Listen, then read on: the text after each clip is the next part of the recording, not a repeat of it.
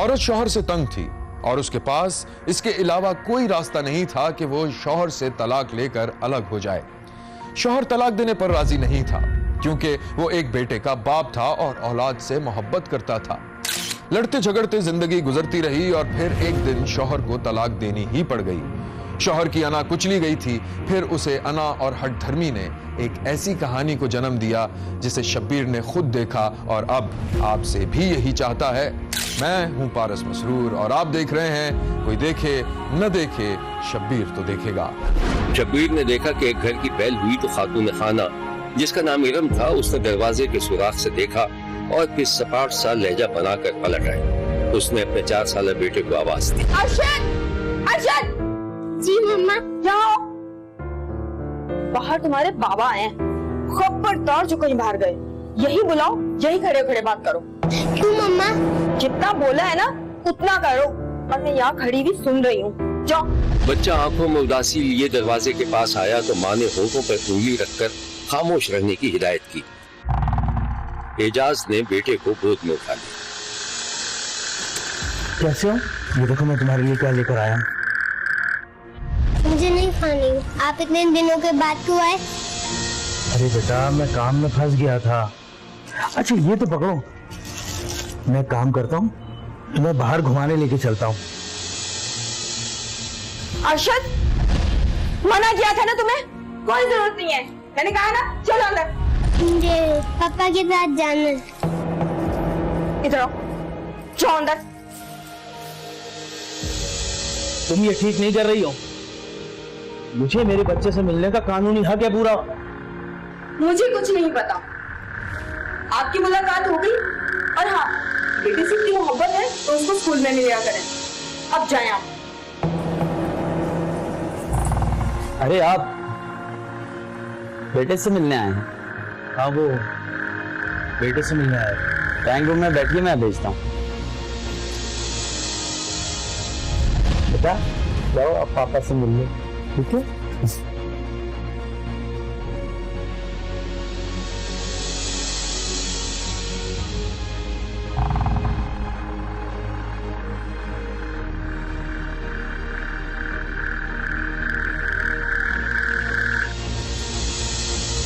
आपने इस कमीने को अंदर कैसे बुला लिया?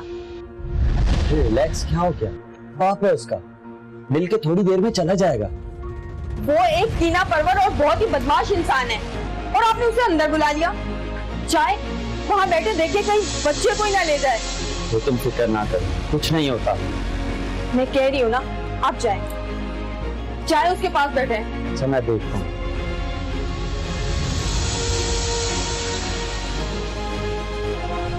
बच्चा दौड़ता हुआ आया और अपने बाप से लिपट गया। पापा पापा पापा।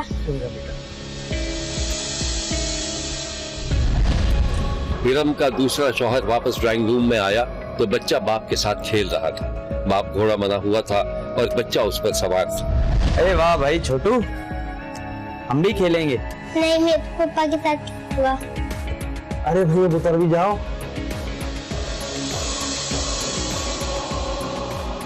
बहुत शुक्रिया सैफ साहब, और अपनी बीवी को जरा आप समझा दीजिएगा कि मुझे अपने बेटे से मिलने का पूरा कानूनी हक है। हाँ वो तो ठीक है, लेकिन आप आने से पहले बता दिया करें। मैं कभी घर पे होता हूँ, कभी नहीं होता। आप समझ रहे हैं? हाँ हाँ मैं बहुत अच्छे से समझ रहा हूँ कि आप क्या कहना चाह रहे हैं, और आपकी बीवी ने जो मेरे बारे में कहा है वो भी मुझे अच्छे से पता है। खैर आप उसे समझा दीजिएगा कि मुझे उसमें कोई इंटरेस्ट नहीं है। अगर मेरा बेटा यहाँ ना हो ना तो मैं इस घर में थूकने भी ना हूँ। वो तो इंसान की जुबान बता देती है कि वो कितना खलीस और कितना फासा है। आप अच्छे से मिल चुके तो अब जाएंगे या क्या? मेरा मतलब है और बैठेंगे? बेटा मैं जा रहा हूँ, फिर आऊँगा, ठीक है? आपने अच्छे से पढ़ाई करनी है, ठीक है ना? और नहीं पापा, मैं तो आपके साथ चलूंगा। नहीं बेटा, जिद नहीं करते। ये लो पैसे, और आपने अपनी पसंद का खिलौना लेना है, ठीक है? मैं फिर आऊंगा। अच्छा साहब, कुंडी लगा लीजिएगा। खुदा हाफिज। सैफ ने दरवाजा बंद कर लिया। एजाज जा चुका था। बीवी ड्राइंग रूम में आ गई थी। मेरा प्यारा बेटा, चलो हम कहीं घूमने चलते हैं। सर, हम तो बाहर चले हैं अर्शद, हम चिड़ियाघर चलते हैं। आज शेर भी होता है। शेर से तो मुझे डर लगता है। अरे क्यों? इतना बहादुर बच्चा और शेर से डरता है? वहाँ पर तो परिंदे भी होते हैं ना। हम आइसक्रीम खाएंगे, झूले झूलेंगे, बहुत मजा आएगा, है ना? हाँ। सही है, चलो। मेरा प्यारा बेटा, एक काम करो, आप रूम में चलो, मैं आपको आगे तैयार करती हूँ, ठीक है?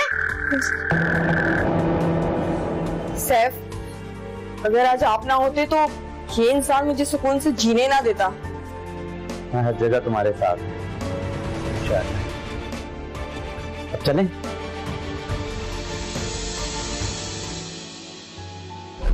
इरम का साबिक शौहर बेटे से मिलने का बहाना करके आता था और साबिका बीवी से मुबैना ताल्लुकात भी ठीक करना चाहता था। अना का मारा हुआ इंसान था वो। हर कीमत पर कोई बहतान लगाकर साबिक बीवी की तलाक करवा के दोबारा उससे निकाह के बारे में सोच रहा था। साबिका बीवी इंतहाई खौफजदा थी। एक दिन शब्बीर ने देखा कि इरम का दूसरा शौहर हंसता हुआ घर में दाखिल हुआ और बीवी को आवाज देने लगा। इरम, कहाँ हो यार? क्या हो? आज तुम्हें मैं एक मजे की चीज दिखाने वाला हूँ। मजे की चीज? क्या? ये देखो, अच्छा हुआ तुमने उस बेवकूफ से तलाक ले ली। ये देखो, किसी अननोन नंबर से उसने तस्वीरें भेजी हैं तुम्हारे साथ। इरम का सांस अटक कर रह गया। इसमें बिल्कुल भी कोई सच्चाई नहीं है। ये सब झूठ है। हाँ, मैं जानता हूँ। उसने ये सब इसलिए किया है कि ये तस्वीरें देखकर मुझे उकसा लेगा और मैं तुम्हें तलाक दे दूंगा। सैफ, जो मर्जी कसम ले लें, जिस दिन से तलाक हुई है मेरा उसके साथ सामना तक नहीं हुआ। और प्लीज यार कुछ करें। आप पुलिस में कंप्लेन करें, कुछ तो करें। अरे रिलैक्स, वो क्या समझता है? वो ये एडिट हुई हुई तस्वीरें मुझे दिखाकर मुझे उकसा लेगा। पागल वाला। एक काम करो, इसे तो डिलीट करो। नहीं, ये डिलीट नहीं करूंगा मैं। ये तो सबूत है मेरे लिए। वो जो ये बेटे का बहाना करके बार बार तुम्हें पाने की कोशिश कर रहा है ना, ये तस्वीरें मैं कोर्ट में दिखा के और उसका दरवाजा बंद करूंगा। अच्छा, प्लीज चाय ले आओ मेरे लिए। अच्छा, लाती हूँ।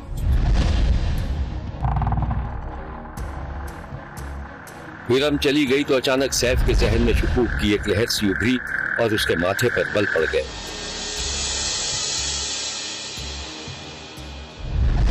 फिर वो दोनों काफी देर तक कहीं खोए खोए से रहे। कमरे में मुकम्मल खामोशी थी और वो एक दूसरे से नजरें चुराते खामोशी से चाय पी रहे थे।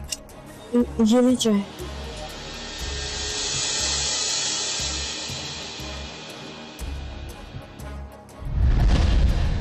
किन सोचों में घुमा? कुछ नहीं।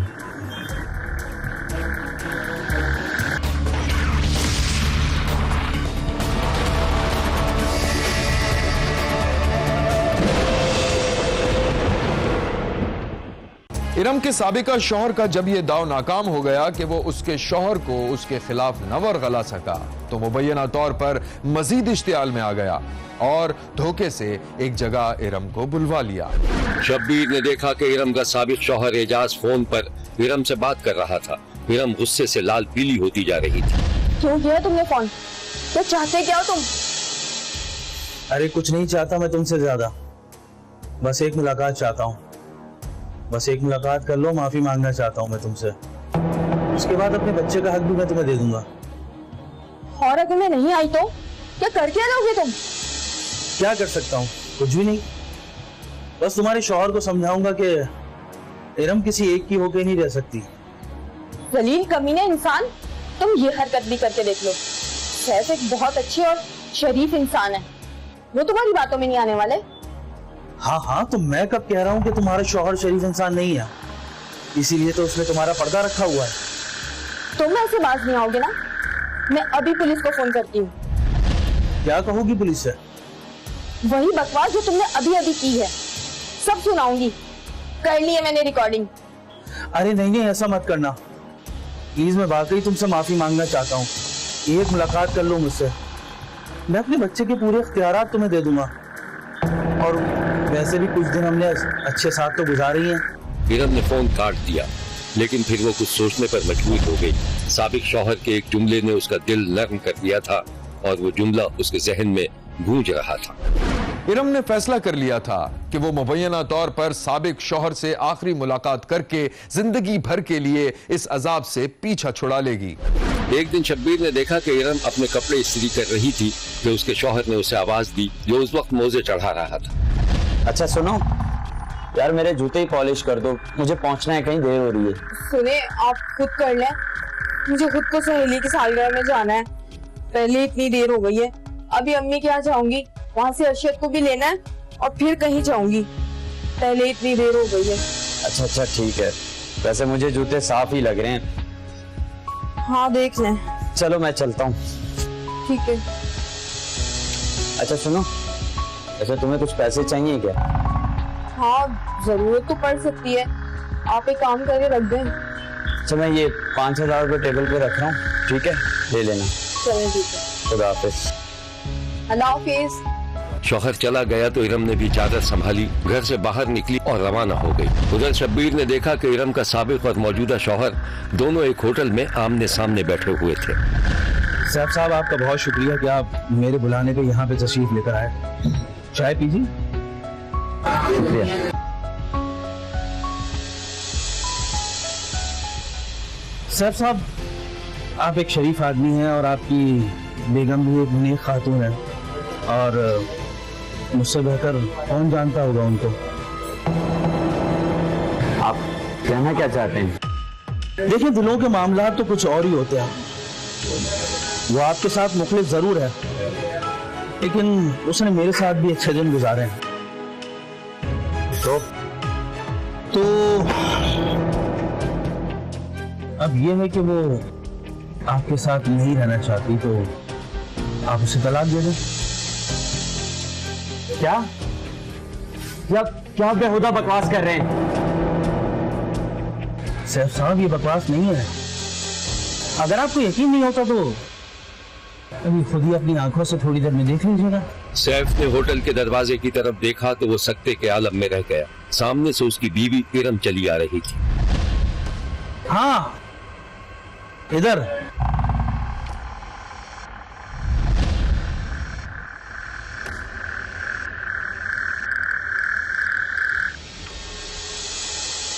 आप खड़ी क्यों हो? बैठो।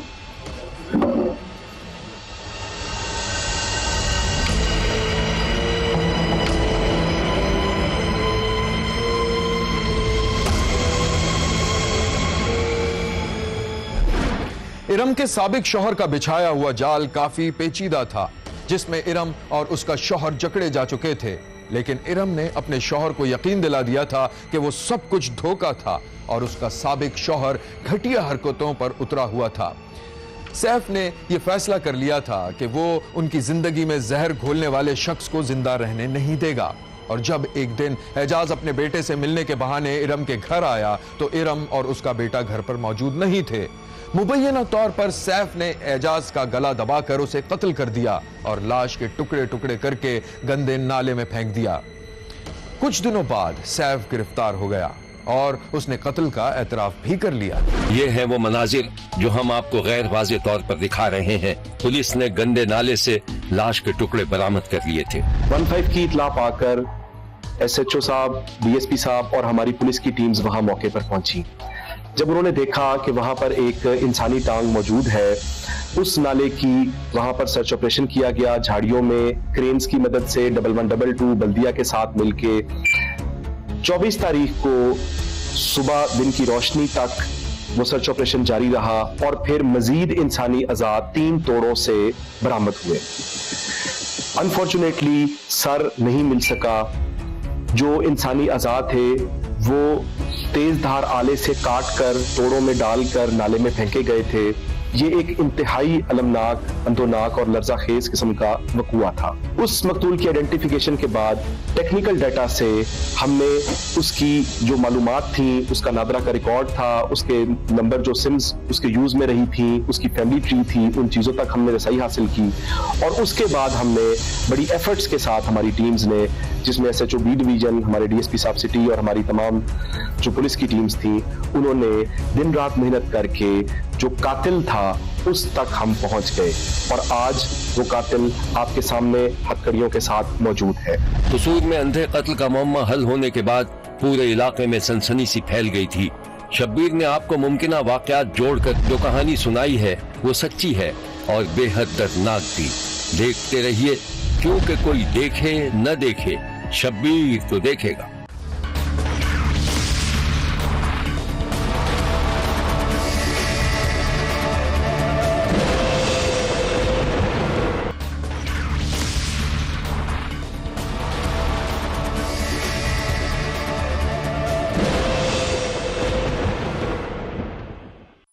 जब इंसान की तमाम कोशिशें नाकाम हो जाती हैं, उम्मीदें दम तोड़ जाती हैं, तो वो अपनी नाकामी का सबब ढूंढने के बजाय आमिलों, पीरों, फकीरों के आस्थानों का रुख करता है। ऐसा ही बस्ती मलूक के 2 सगे भाइयों ने किया, जिन्हें खेती बाड़ी में मुसलसल नुकसान हो रहा था और खुशहाली ने उनसे मुंह फेर लिया था। मैं हूं पारस मसरूर और आप देख रहे हैं कोई देखे न देखे, शब्बीर तो देखेगा। लहलहाती फसलों के दरमियान सरसराहट सी हुई। ये एक सांप था जो आगे बढ़ रहा था। थोड़ी दूर अल्लाह दित्ता और उसका भाई शौकत दरांती से फसल काट रहे थे। सांप उन्हीं की तरफ बढ़ रहा था और वो दोनों आपस में गुर्बत का रोना रो रहे थे। भाई मेरे को लगता है किसी ने हम पे कुछ कर दिया है यार। भाई इतनी बारिश हो गई, चौधरियों की जमीनों पे कुछ हुआ, हमारी जमीनों पे नहीं। क्या हो गया भाई? बस यार समझ में नहीं आता। इस दौरान अल्लाह दित्ता ने पीछे मुड़ के देखा तो सांप को देखकर उछल पड़ा। अबे सांप, डंडा उठा। अबे यार। शौकत भी खौफजदा होकर खड़ा हो गया। जितनी देर में डंडा उठाते सांप तेजी से रेंगता हुआ आगे बढ़ गया और कहीं गायब हो गया। अरे भाग गया भाई सांप यार। हाँ यार बहुत जहरीला था भाई। कहीं काटा तो नहीं भाई? अबे नहीं यार, ये देख मेरे तो रोंगटे खड़े हो गए। हाँ भाई इतना खतरनाक था, बहुत खतरनाक सांप था। वरना ये मुझे लग रहा है जादू टोने का असर है भाई हमारे पे। अरे भाई वो नानी भी बोलती थी कि जिन भूत जो है ना वो सांप की शक्ल में बदला लेने के लिए आते हैं। चलो भाई खैर है, जान बची लाखों पाए। चलो। अबे यार पता है क्या है, मैं सोच रहा हूँ कोई और काम करें, क्योंकि यार बहन को भी ताने मिल रहे हैं जैस के, इसलिए यार मैं सोच रहा हूँ कोई और काम करें। यार भाई वो शाकिर ने एक बात बताई थी, एक बाबा है फकीर, बहुत पहुंचा हुआ है, हम उसके पास चलते हैं भाई, कोई ना कोई हल मिलेगा।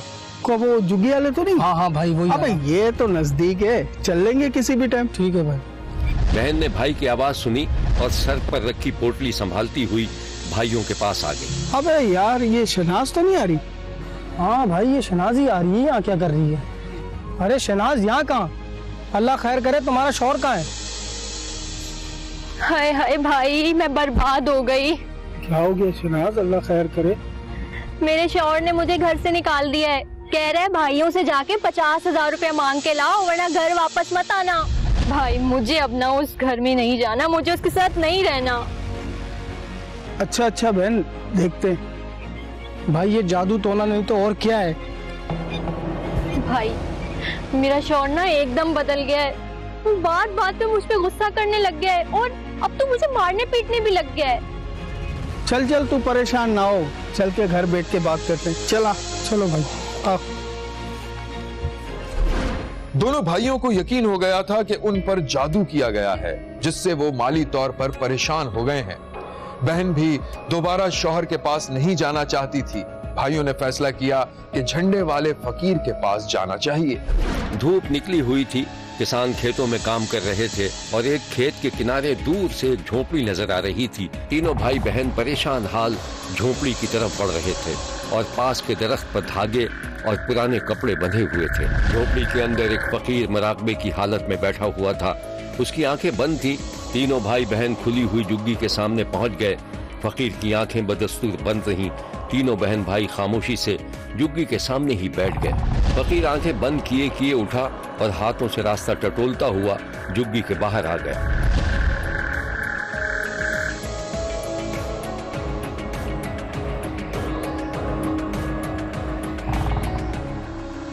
फिर वो दरख्त के पास पहुंचा और एक धागा खोलकर दोबारा झुग्गी में जाने के लिए मुड़ा तो तीनों बहन भाई सिमट गए। फकीर ने उन्हें देख लिया।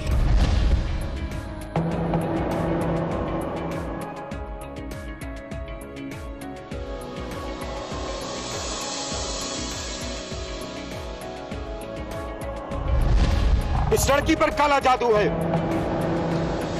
इसका दुश्मन इसको जान से मारना चाहता है, जो सांप की तरह जहरीला है।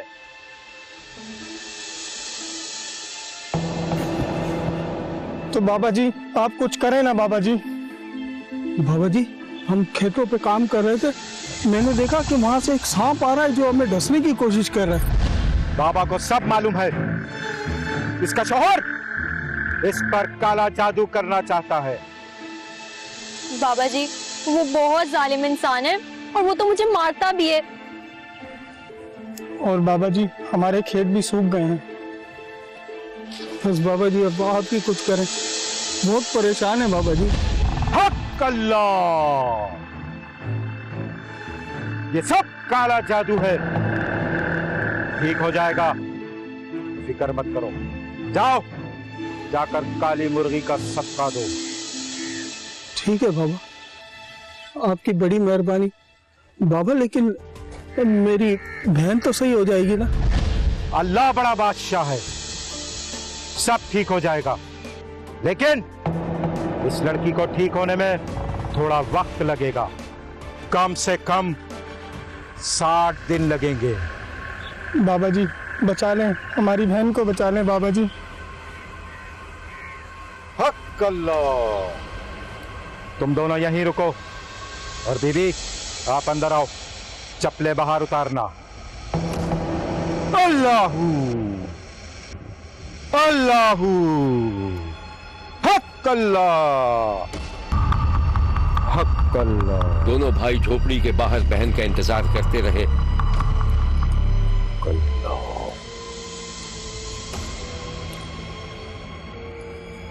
करीबा।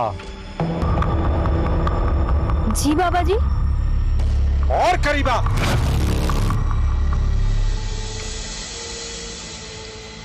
उस तरफ मुंह कर। बाबा जी ये क्या कह रहे हैं आप? उस तरफ मुंह कर। फकीर ने पास रख के थैले से एक छोटी कैंची निकाली। लड़की आगे खिसक आई। फकीर ने लड़की के बालों की एक लट काट ली।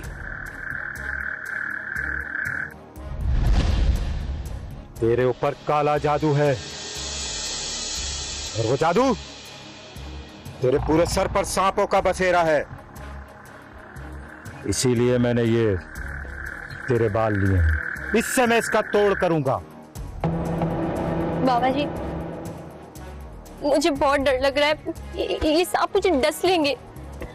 फिक्र मत कर, मैं इसके जरिए उनका तोड़ करूंगा, मगर तुझे इसके लिए हर दूसरे दिन यहां आना पड़ेगा। जी ठीक है बाबा जी। लेकिन एक बात याद रखना, इसका जिक्र किसी से मत करना, अपने भाइयों से भी नहीं। जी बाबा जी ठीक है, मैं अब जाऊं? लड़की बाहर निकली तो खासी सहमी हुई थी। और हाँ, अपने भाइयों को भेज दे।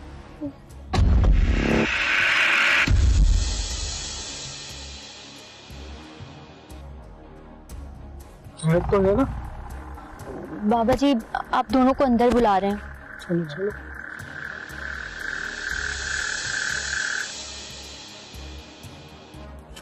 हक अल्लाह, बैठ जाओ। दोनों भाई अंदर गए तो फकीर ने उन्हें बैठने का इशारा किया। तुम लोगों को एक काम करना है, इस जुमेरात को 7 मुर्गियां लेकर आओ। ठीक है बाबा जी। और एक बात, इस बात का किसी से जिक्र मत करना। ठीक है बाबा जी। अपनी बहन से भी नहीं। ठीक है बाबा जी। ठीक है बाबा। अब जाओ यहां से, जाओ। हक कल्ला।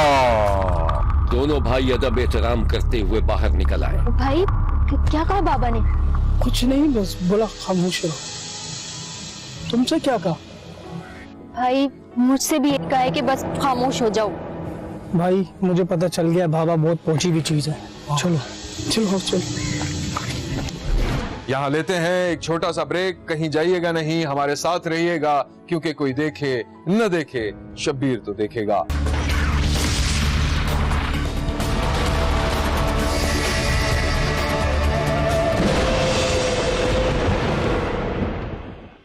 जाली फकीर दोनों भाइयों से नजराने वसूल करता रहा, तरह तरह की फरमाइशें करता रहा, बल्कि अजीबो गरीब किस्म की फरमाइशें करने लगा था। शब्बीर ने देखा कि करीबी नहर में एक भाई डुबकी लगा रहा था और दूसरा भाई किनारे पर कांटा डाले बैठा था। लगता है मच्छी खत्म हो गई है। भाई बाबा ने कहा है मच्छी लेके जानी है। बस यार दुआ कर।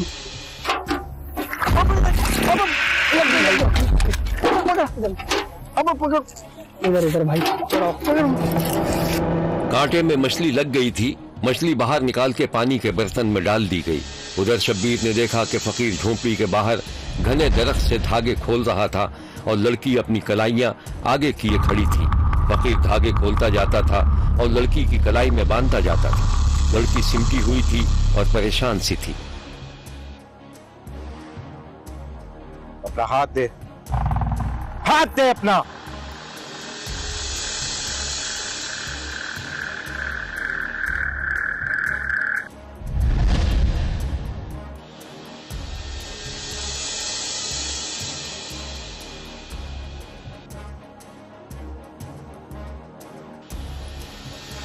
तूने अपने भाइयों को बताया तो नहीं? नहीं नहीं। शाबाश। अपने राज अपने साथ ही रखने पड़ते हैं, क्योंकि ये रूह है नुकसान पहुंचाती है और शैतानी रूह वो तो बहुत नुकसान पहुंचाती है। बस अब खामोश। क्या कहा मैंने? खामोश।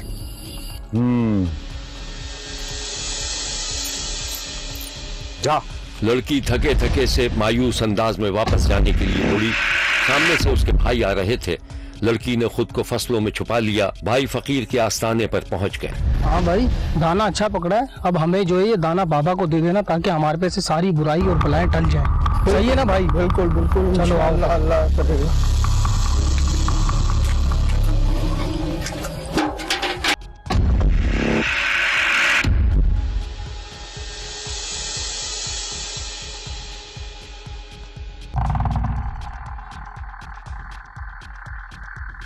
आ गए तुम लोग?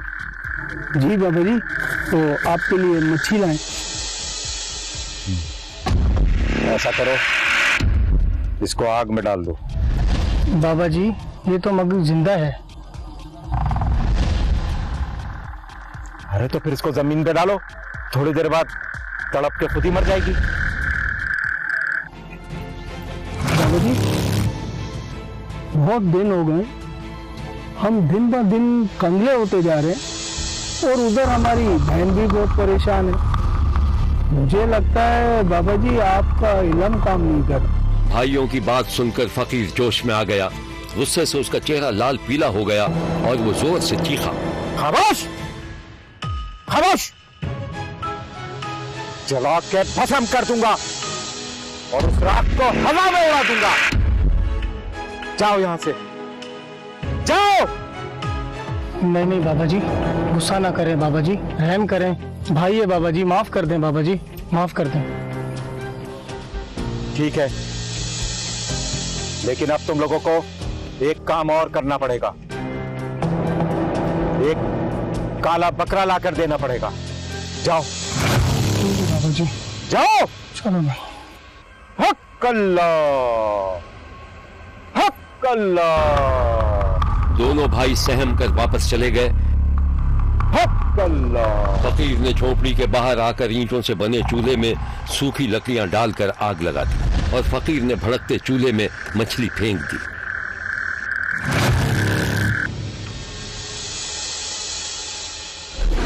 दोनों भाइयों को यह एहसास हो गया था कि कुछ दाल में काला है और जाली फकीर उन्हें उल्लू बनाकर लूट रहा था।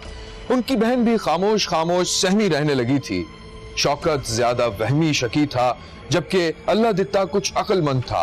एक दिन फकीर के मसले पर दोनों भाइयों में झगड़ा हो गया।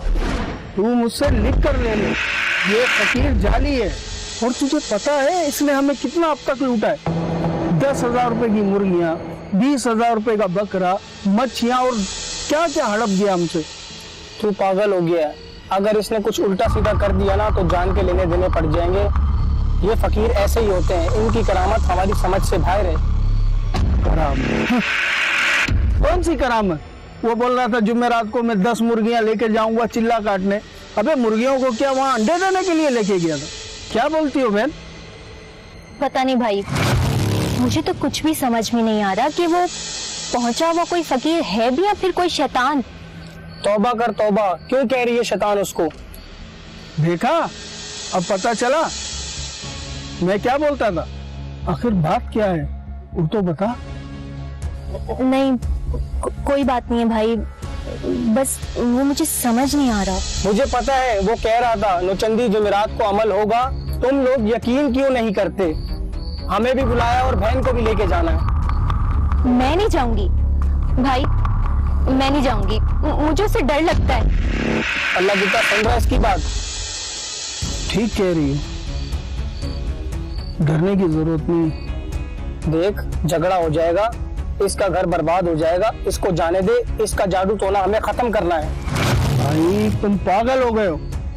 अरे जब मैं बोल रहा हूँ वो जाली है, बदमाश है, फिर तुम बोल रहे हो जाने दो जाने दो। ठीक कह रहा है भाई, ठीक कह रहा है। वो बहुत बड़ा शैतान है, बहुत बड़ा। तुम दोनों मेरी बात क्यों नहीं सुन रहे? उसने मेरी जिंदगी बर्बाद करके रख दी है। मुझे मर जाने दो इस जिंदगी से। बस, अब सुन लिया। दोनों भाई मामले की नजाकत तक पहुंच गए थे। मुबैना तौर पर उस आमिल नुमा फकीर ने जादू का असर खत्म करने के बहाने लड़की के साथ न सिर्फ ज्यादती की, बल्कि डरा धमका कर और खौफजदा करके खामोश रहने के लिए बोला था। भाइयों की गैरत ने जोश खाया और उन्होंने मुबैना जाली फकीर से जान छुड़ाने का फैसला कर लिया। शब्बीर ने देखा दोनों भाई रात की तारीकी में फकीर की झोंपड़ी में झांक रहे थे, लेकिन वो मौजूद नहीं था। अब उन्होंने फकीर को इधर उधर तलाश करना शुरू कर दिया। वो दोनों टॉर्च की रोशनी में खेतों से गुजर रहे थे कि उन्होंने देखा कि गांव के एक घर का दरवाजा खुला और जाली फकीर बाहर निकल आया। जब वो जरा करीब आया तो एक भाई ने उसके चेहरे पर टॉर्च की रोशनी फेंकी तो वो घबरा गया। ए, कौन है? बंद कर इसको, वरना जला के पसंद कर दूंगा। बंद कर। देख लिया इसका असली चेहरा? अरे शौकत, तू सब खैरियत तो है ना? देख लिया तेरा चेहरा। अब तू बता कैसे मरना पसंद करेगा? मरना पसंद करेगा? क्या मतलब? मतलब अभी बताते हैं तेरे को। भाई पकड़ इसके हाथ, पकड़। पकड़। बता रहा हूं तुम्हें, चला के पसंद कर दूंगा। चलो, हाथ पकड़ इसके। दोनों भाई उसको बुरी तरह पीटते रहे और इस दौरान वो उनको धमकियां देता रहा। अचानक अंधेरा हो गया और सुनसान खेतों में भागते कदमों की आवाज सुनी गई। बस्ती मलूक जिला अराई में मुरीदों ने जाली पीर को कत्ल कर दिया था, लेकिन पुलिस ने 24 घंटे में मुलजिमान को गिरफ्तार कर लिया। और देखा कि वहाँ पे ना खेत के अंदर एक 60 से 62 साल एक शख्स था जिसका गला कटा हुआ था, शारक काटी हुई थी, बाकी बदन साथ ही थी और पेट पे जख्म था, बाजू पे जख्म था, चेहरे पे एक जख्म था। तो वो पहुंचे हम वहाँ पे, तो फिर वहाँ पे हमने फौरी तौर पे अपने सीनियर्स को, DPO कॉमरेड मुमताज साहब को सारे हालात बताए। तो उन्होंने अपनी स्पेशल टीम वहाँ से भेजी, PFSA की टीम आ गई और क्राइम सीन यूनिट की टीम आ गई। उसके बाद IT की टीम को भिजवा दिया गया वहाँ पे। तो क्योंकि ये एक अंधा कत्ल था, हमारे लिए बड़ा चैलेंज बना हुआ था कि इसको भी कैसे ट्रेस किया जाए। तो उसमें IT टीम ने और हमारी टीम ने मिलके काम किया है और इसका मोबाइल, मकदूर का मोबाइल चेक किया। उस पर लास्ट तो कॉलेज जो आई थी उसको हमने ट्रेस आउट किया है और फिर जाके ये 24 घंटे के अंदर अंदर ये दोनों मुलजिमान, ये भाइयों सके जो मेरे बैग पे खड़े हैं, इनको अरेस्ट किया हमने। शब्बीर ने बस्ती मलूक आरई में पेश आने वाले इस वाक़े पर तशवीश का इजहार किया है और कहा है कि जाली आमिलों, पीरों, फकीरों ने जालसाजी और धोखाधड़ी का ऐसा जाल फैलाया हुआ है जिसमें सादा लोग और परेशान लोग ऐसा फंसते हैं कि दोबारा निकलने में नाकाम हो जाते हैं। शब्बीर ने जाली आमिलों के खिलाफ क्रैक डाउन करने का मुतालबा किया है। देखते रहिए, क्योंकि कोई देखे न देखे, शब्बीर तो देखेगा। यहाँ हमारे प्रोग्राम का वक्त खत्म हुआ। अगले हफ्ते फिर हाजिर होंगे इसी वक्त सिर्फ एक्सप्रेस न्यूज पर। देखना मत भूलिएगा, क्योंकि कोई देखे न देखे, शब्बीर तो देखेगा। अगर आप अपने इर्द गिर्द होने वाले किसी गैर मामूली वाक़े से शब्बीर को आगाह करना चाहते हैं तो SMS करें SAB लिखकर स्पेस दें और अपना मैसेज अपने शहर और नाम के साथ 247 पर भेज दें। फैक्स करने के लिए हमारा नंबर है 02135803820। खत लिखने के लिए हमारा पता है 5 express way of Korangi road, Karachi. Express news, Shabbir तो देखेगा।